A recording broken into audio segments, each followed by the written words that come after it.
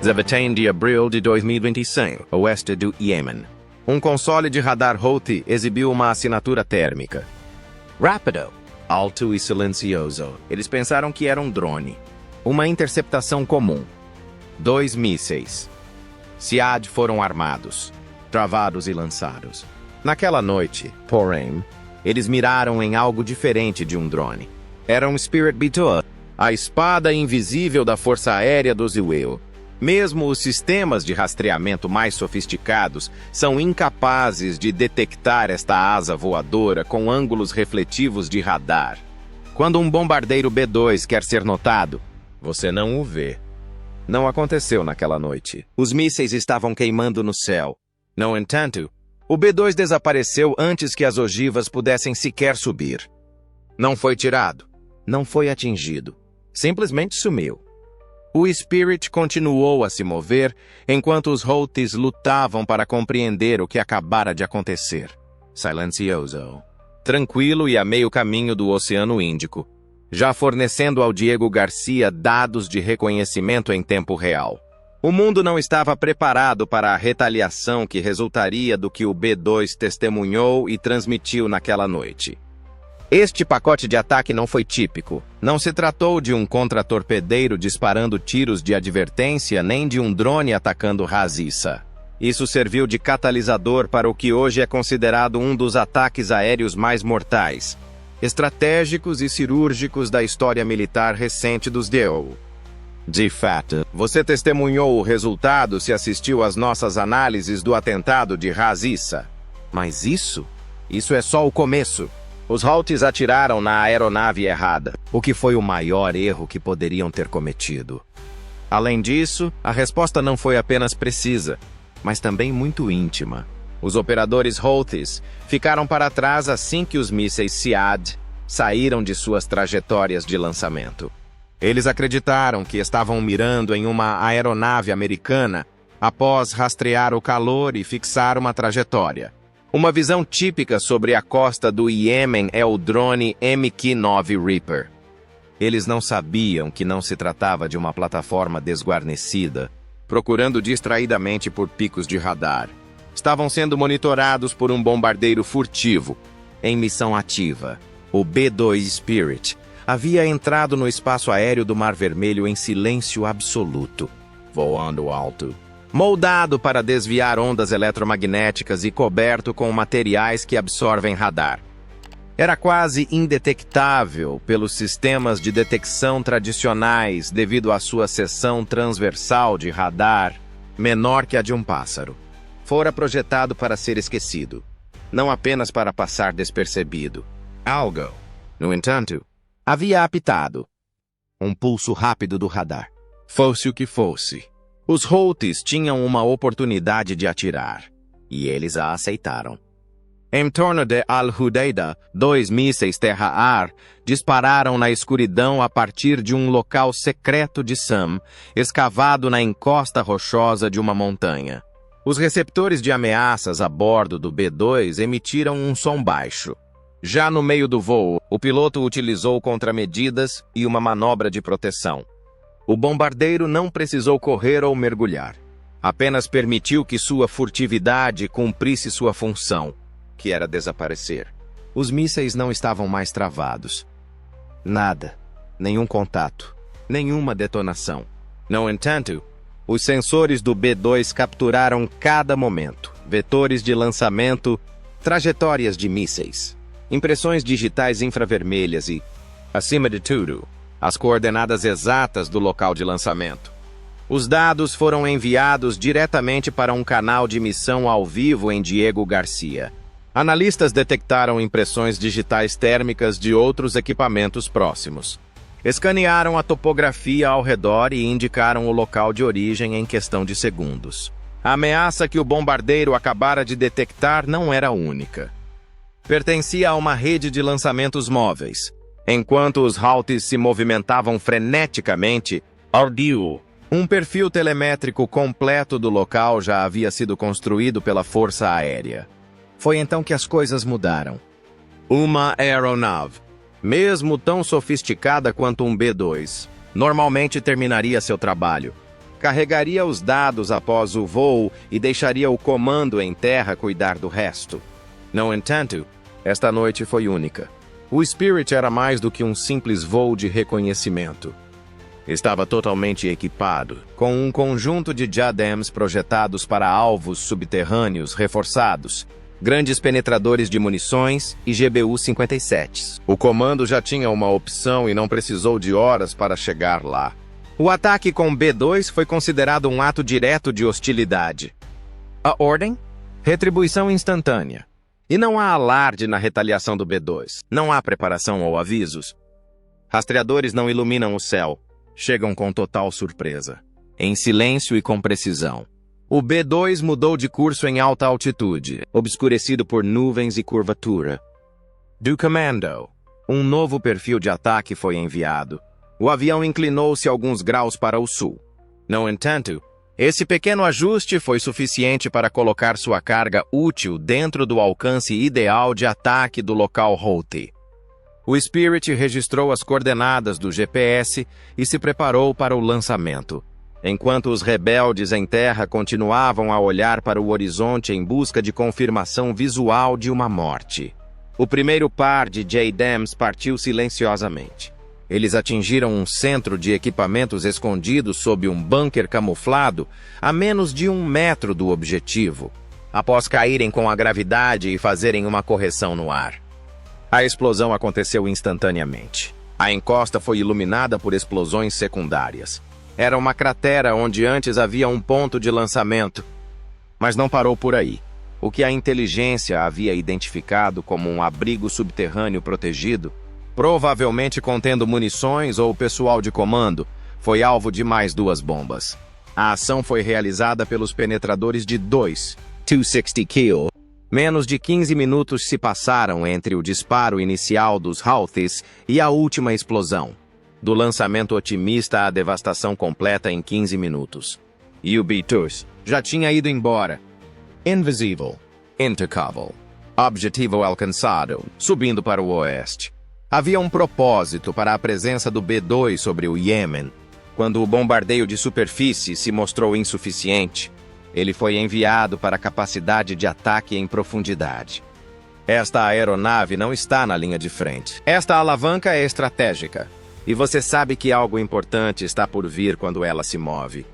E, no entanto, continua a surpreender os inimigos em 2025. Porque o Spirit continua a funcionar como um fantasma após décadas de melhorias. Defesas e a revolução do radar. Nem todas as redes de defesa aérea conseguiram rastrear o avião. Portanto, a decisão dos Houthis de atirar nele não foi apenas arriscada, mas também descuidada. Eles não tinham ideia do que estavam atirando. Não tinham ideia do que estavam provocando. Além disso, eles não tinham ideia de que seu ataque mal-sucedido desencadearia uma torrente de dados, tão precisa que as forças americanas poderiam lançar missões subsequentes com extrema precisão. Porque naquela noite, o B-2 fez mais do que lançar bombas. O campo de batalha estava pintado. O sistema registrou imagens térmicas, localizou centros de transmissão, identificou depósitos de suprimentos e enviou os dados em tempo real para centros de operações conjuntas. Os analistas americanos puderam observar o ritmo das atividades dos Houthis em tempo real. E tudo isso sem serem detectados. Vespas rugindo em direção à costa iemenita carregam AGM-88 Harms e GBU-38 JDAMs. Não foi uma campanha prolongada. A tempestade durou 6 minutos. A localização prevista do B-2 para os alvos iniciais estava precisamente correta. Os 2 mísseis SEAD foram lançados pela mesma bateria de mísseis de defesa aérea, SAM. Lançadas de altitudes quase estratosféricas, as bombas de precisão perfuraram concreto e camadas de camuflagem. Detritos e fogo irromperam no local. Uma segunda explosão comprovou que bombas estavam escondidas embaixo. No entanto, os bombardeiros continuaram sua missão. O próximo era um nó de comunicação oculto, 2 quilômetros ao sul, até o B-2 o iluminar.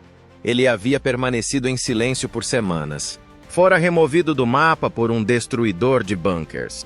Ras Issa foi atingido pelos caças Truman enquanto os bombardeiros cortavam os alvos mais difíceis.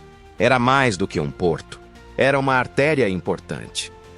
Combustível, dinheiro, mobilidade. Os Houthis acreditavam que os Estados Unidos não interfeririam. Era muito civil, muito perigoso. Eles estavam enganados. A interferência do Growler obscureceu as impressões digitais do radar dos primeiros Super Hornets enquanto voavam baixo sobre o Mar Vermelho às 01:17, horário local. Eles despejaram uma carga de JDAMs em passagens subterrâneas e em conjuntos de tanques de combustível. Várias explosões secundárias atingiram a porção norte do terminal em menos de 30 segundos. Imagens térmicas revelaram uma reação em cadeia típica de um livro didático, com zonas quentes se inflamando uma após a outra. O terminal parecia um cânion de chamas quando a segunda onda chegou. Mas não parou por aí. Um contratorpedeiro da classe Arleigh Burke abriu suas células VLS no mar. 2 mísseis de cruzeiro Tomahawk voaram baixo sobre o oceano após serem disparados para cima. Para onde eles estão indo? Informações indicavam que uma transferência de armas estava ocorrendo dentro de uma instalação disfarçada de depósito de petróleo nos arredores ao sul de Ras Issa.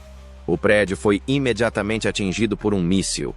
O outro derrubou a parede de rocha acima dele e se enterrou no que parecia ser a abertura de um túnel. O tempo total do ataque? Menos de 6 minutos. Todos os alvos foram atingidos? 17 e os Houthis atordoados. No meio da transmissão, os rádios silenciaram. Os radares caíram. Veículos fugindo para o interior. Muitos sem luzes eram visíveis nas imagens infravermelhas. Algumas portas ainda estão abertas. Nenhum contra-ataque. Nenhuma indicação de uma resposta coordenada. Registros da missão retornaram de dentro do Pentágono. Os danos colaterais se limitam à área de destruição especificada. Nenhuma baixa americana. Todos os principais objetivos foram derrotados. No entanto, o que tornou a missão histórica não foi a devastação. Foi a causa dela. Porque um erro? Atirar no que acreditavam ser um drone de baixa velocidade havia liberado toda a força da doutrina americana de guerra de precisão, do armamento embarcado e da aviação furtiva. É política, não retaliação. O objetivo não era destruir um local de lançamento. A intenção era servir de lembrete a todos os presentes, de Moscou ao Irã, de que os Estados Unidos não precisavam de provocações repetidas. A mensagem foi transmitida com firmeza, em alto e bom som. Os Houthis também chegaram a uma dura conclusão. Eles não atiraram simplesmente num bombardeiro. Eles deixaram entrar algo que não conseguiam controlar. A fumaça de Ras Issa era visível do espaço ao amanhecer. Impressões de calor do que antes era um terminal de combustível pulsavam através de satélites infravermelhos. Era agora uma cicatriz ao longo da costa do Mar Vermelho. Carbonizada, fraturada e ainda fumegante. Tudo estava quieto dentro do território Houthi. Silêncio demais. Quando o pacote Alpha terminou, o tráfego de rádio local caiu para quase zero. As comunicações restantes foram dispersas e assustadas. O contato com o comando central foi perdido. Segundo vários soldados, outros não retornaram. Sensores terrestres detectaram indivíduos dispersos correndo a pé e abandonando comboios. No entanto, nenhuma declaração oficial de retaliação ou declaração pública foi feita. Apenas fumaça e silêncio. Os Houthis sabiam do que havia ocorrido. Eles simplesmente avaliaram mal a velocidade da resposta dos Itages e a profundidade inesperada do seu impacto. Ras Issa foi um ponto cego estratégico por anos. O terminal permaneceu intacto mesmo no auge dos bombardeios liderados pela Arábia Saudita. A decisão de atacar Ras Issa não foi tomada ao acaso. Era mais do que gasolina ou retaliação. A questão era a alavancagem. O petróleo não era a única coisa armazenada no terminal. Forneceu financiamento para o desenvolvimento de drones, abasteceu a logística e atuou como um centro de comunicações criptografadas em todo o oeste do Iêmen. Durante meses, a inteligência americana acompanhou sua ascensão, estabelecendo argumentos para seu uso como um centro militar em vez de infraestrutura.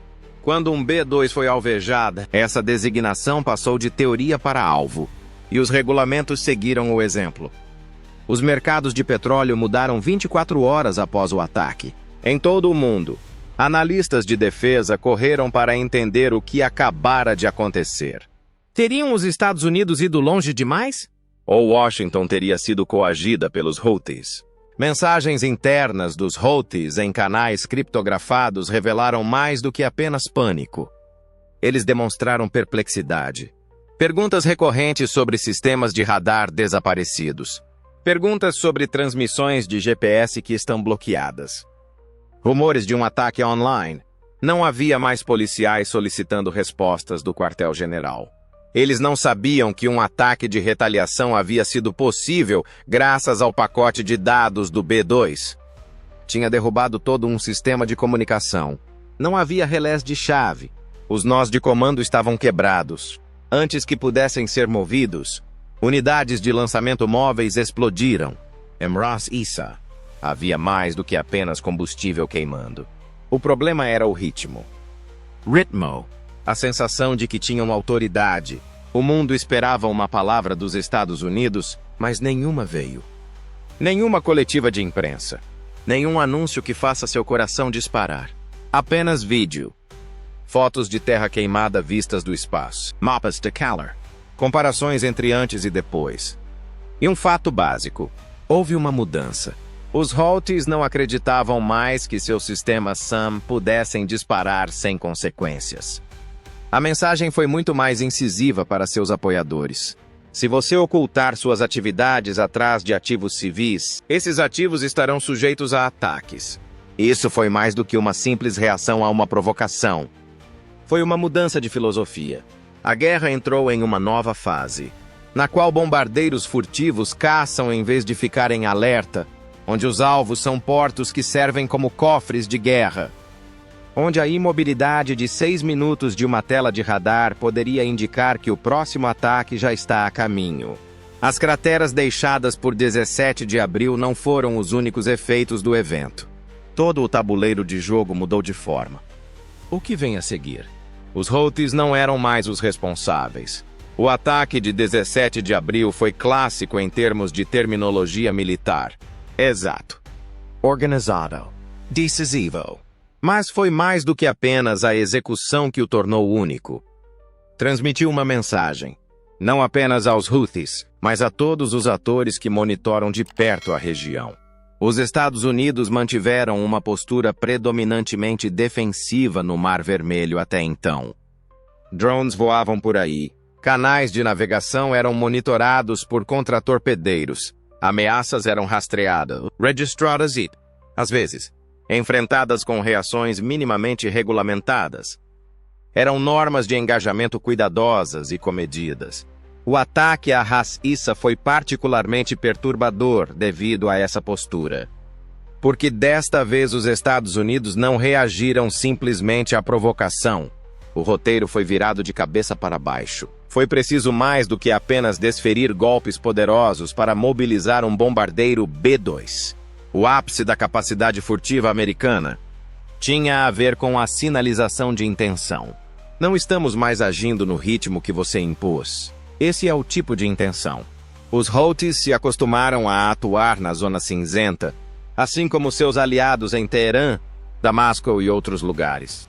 Drones são lançados de áreas civis, escondendo armas dentro de edifícios e colocando postos de comando sob instalações que lidam com petróleo. Essas estratégias baseavam-se em uma única premissa: a de que os Estados Unidos não correriam o risco de atingir alvos humanos ou econômicos próximos. No entanto, essa presunção foi frustrada em uma única missão. Ras Issa foi redefinida em vez de simplesmente aniquilada. Era agora um objetivo militar legítimo e não apenas um porto. Uma nova doutrina também acompanhou essa categorização. Está no quadro se ajudar a máquina de guerra. Para Washington. Isso foi um esclarecimento, e não uma escalada. O ataque demonstrou a aliados, Inimigos e aqueles que ainda não têm certeza de que bombardeiros furtivos não servem apenas para conflitos teóricos. Eles são vigilantes, ativos e têm permissão para intervir se provocados, em minutos, não em horas ou dias. O campo de batalha passou por uma alteração psicológica, além da física. E essa é a verdadeira vitória. Porque bombas e mísseis não são as únicas armas usadas em combate. Elas são usadas com segurança, precisão no timing e domínio do próximo movimento. E quem observa de cima fará o próximo movimento depois de 17 de abril. Invisible. Silencioso e já quase em casa. Há silêncio novamente no céu iemenita. Mas é pausa em vez de calma. Algo fundamental mudou quando a fumaça de Raziça se dissipou e os sinais foram silenciados. Não apenas nas táticas ou no terreno, mas também no tom. Os Estados Unidos afirmaram inequivocamente que os regulamentos haviam mudado. Em Ambidor, você não pode simplesmente atirar e ir embora. Não pode fingir que está fora dos limites e se esconder atrás da infraestrutura. Respondemos imediatamente se você tocar em ativos americanos. Aquele lançamento de míssil mal sucedido não só errou o alvo, como também alterou o curso dos acontecimentos. O que começou como uma missão de reconhecimento profundo, pilotada por uma aeronave furtiva, transformou-se em uma demonstração de 6 minutos de combate contemporâneo e sem rodeios. É preventivo, estratégico e implacável. Impulsionado por dados, precisão e uma doutrina que não é mais reativa. Um novo nível de perigo agora está associado a cada sistema de radar que emite sinais excessivos. Cada comboio que se desvia demais e cada antena que sobe onde não deveria. Não apenas foram vigiados, como foram completamente destruídos antes que alguém pudesse sequer compreender o que havia acontecido. É por isso que o dia 17 de abril é conhecido. E por isso, esta narrativa foi importante. Conte-nos nos comentários qual você acredita ter sido o verdadeiro ponto de virada. Foi o fracasso do lançamento Houthi? A decisão dos Zion de atacar Raziça? Ou mesmo o simples fato de o B-2 ter chegado? Junte-se à frota se quiser dar um passo adiante e dar assistência direta ao canal. Além de nos ajudar a descobrir mais histórias navais autênticas, você receberá respostas prioritárias e distintivos de fidelidade. Para participar, clique no botão Participar na página do nosso canal. Fique atento e seguro até a próxima vez. Às vezes, a briga que você não presencia é a que muda as regras.